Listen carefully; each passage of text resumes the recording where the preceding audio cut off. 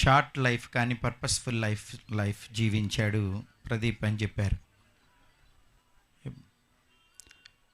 Sudheer uncle అలాగే sir aunty వాళ్ళ ఇంట్లో చిన్నవాడిగా ఇద్దరు మగ పిల్లలు. వాళ్ళల్లో చిన్నవాడు మరి సన్నీ అంటే డాక్టర్ క్రిస్టి ప్రదీప్ రాజ్, ఫన్నీ సన్నీ. చిన్న వయసులో ఇంటర్మీడియట్ అయిపోయి ఎంబీబీఎస్కి రాగానే తను ఎంచుకున్న మొట్టమొదటి ఉత్తమమైన పని, ఉత్తమమైన మార్గం, నీతి మార్గం, పరిశుద్ధ మార్గం, నిత్య జీవ మార్గమైన ప్రభువుని ఎంచుకోవటం ఫస్ట్ తను తీసుకున్న బెస్ట్ డెసిషన్. ఆ తర్వాత తను పీజీ చేయాలి అని అనుకున్నప్పుడు ఎంబీబీఎస్ అయిపోయిన తర్వాత తను మెడికల్ కోర్స్ ఎంచుకొని ఎంబీబీఎస్ చేశాడు. ఆ తర్వాత పీజీ కోర్సుకు వెళ్ళాలి అని అనుకున్నప్పుడు క్లినికల్ బ్రాంచ్ వచ్చినా కూడా వెళ్ళకుండా నాకు నాన్ క్లినికల్ బ్రాంచే కావాలి అన్నాడు. ఇందాక అందరు గుర్తు చేశారు. మరి తనకు 700 ర్యాంక్ వచ్చినా కూడా ఎంసెట్లో తను క్లినికల్ సీట్లు వచ్చినా కూడా వెళ్ళలేదు.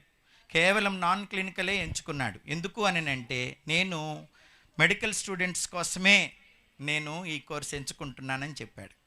భార్యను ఎంచుకునేటప్పుడు కూడా రమ్యను ఎందుకు ఎంచుకుంటున్నావు రమ్యానని నేను అడిగాను. అప్పుడు అన్నాడు, రమ్య నాకు సేవకు బాగా సహకరిస్తుంది, అందుకని నాకు రమ్య కావాలి అన్నాడు.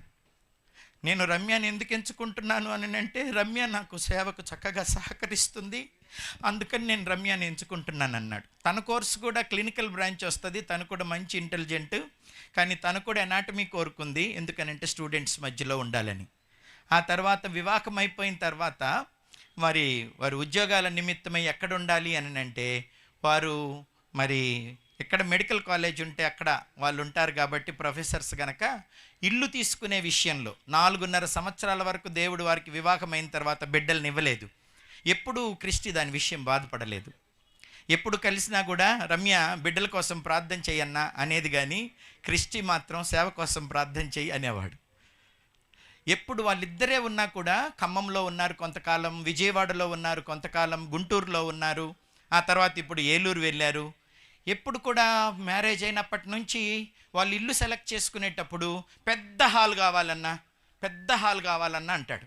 ఎందుకురా ఇద్దరికి పెద్ద హాల్ ఎందుకయ్యా అని అంటే పిల్లలందరూ వచ్చి ఇంట్లో ఉండాలన్నా, వాళ్ళు ఇక్కడ ప్రార్థన నేర్చుకోవాలి, దేవుని సన్నిధిలో వాళ్ళు బ్రతకాలి, ఎవరైనా ఉంటే ఇక్కడ ఉండాలి, మా ఇల్లు పిల్లలందరి కోసం ఉండాలన్నా.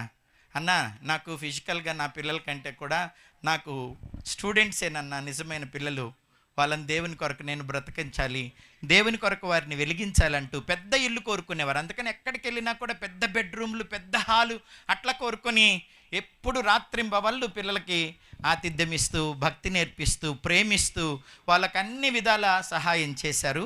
ఇందాక బ్రదర్ చెప్పారు కదా, మగ్గులో ఉన్నదాన్ని తొందరగా పోసేసాడట చాలా జీవితాల్లోకి, అందుకని ఇన్ని జీవితాలు వచ్చి నిలబడ్డాయి. ఎంతో గొప్ప జీవితాన్ని క్రిస్టి సక్సెస్ఫుల్గా జీవించాడు. అందుకే అక్కడ వాక్యం కూడా well done good and faithful servant అంటూ దేవుడు క్రిస్టిని ఇప్పుడు మెచ్చుకుంటున్నాడు అనుకుంటాను. యాక్సిడెంట్ జరిగిన దగ్గరికి వెళ్తే రమ్య అంటది, నేను పిల్లలు కూడా ఒకేసారి పోయి ఉంటే అందరం ఒక చోట ఉండేవాళ్ళంగా, నన్ను పిల్లల్ని కూడా తీసుకెళ్తే అందరం ఒక చోట ఉండేవాళ్ళంగా అనింది. ఆ మాట అనకూడదమ్మా, నువ్వు ఆ మాట అనకూడదు, నిన్ను వాడు ఎంచుకుందే నువ్వు సేవ చేయాలి. అయితే ఒక విత్తనాన్ని నాటితే గోధుమ గింజ అది చాలా విత్తనాలు అవుతుందని క్రిస్టి చనిపోయాడని తెలియగానే జెస్సీ పాప అనిందట, మమ్మీ డాడీ చేసిన పరిచర్య నేను చేస్తా మమ్మీ, కొనసాగిస్తా మమ్మీ, డాడీ వదిలిపెట్టిన పరిచర్య నేను కొనసాగిస్తా మమ్మీ అనిందట. నా కూతురు చేసి ఎక్కడ ఇంతది బుడ్డది, నేను ఆ పరిచర్య కొనసాగిస్తాననిందట. తమ్ముడోళ్ళందరూ ఎవరి కోసం తన డబ్బును, తన సమయాన్ని, తనకున్న సమస్తాన్ని దారిపోసినాడో ఆ తమ్ముడోళ్ళందరూ మేము ఈ వెలుగును కొనసాగిస్తామని వాగ్దానం చేస్తుంటే రమ్య గెలిచింది, క్రిస్టి గెలిచాడు, Jayarao uncle, aunty Rajshri aunty గెలిచారు, సార్ ఆంటీ, అలా తర్వాత ప్రదీప్ మరి సుధీర్ అంకులు గెలిచారు.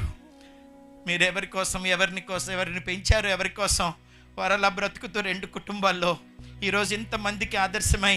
ఇందాక మరి ఏలూరు మెడికల్ కాలేజ్ నుంచి వచ్చిన వాళ్ళ కొలీగ్ చెప్పారు, ఈ భూమి మీద యేసుక్రీస్తులాగా బ్రతికాడు అని. కొందరు పౌలులాగా బ్రతికాడని నేను అన్నాను, యేసయ్యలాగా బ్రతికాడు. ఇందాక చెప్పాను కదా, అన్ని క్యారెక్టర్స్ బైబిల్లో నా కళ్ళ ముందు కనపడుతున్నాయి.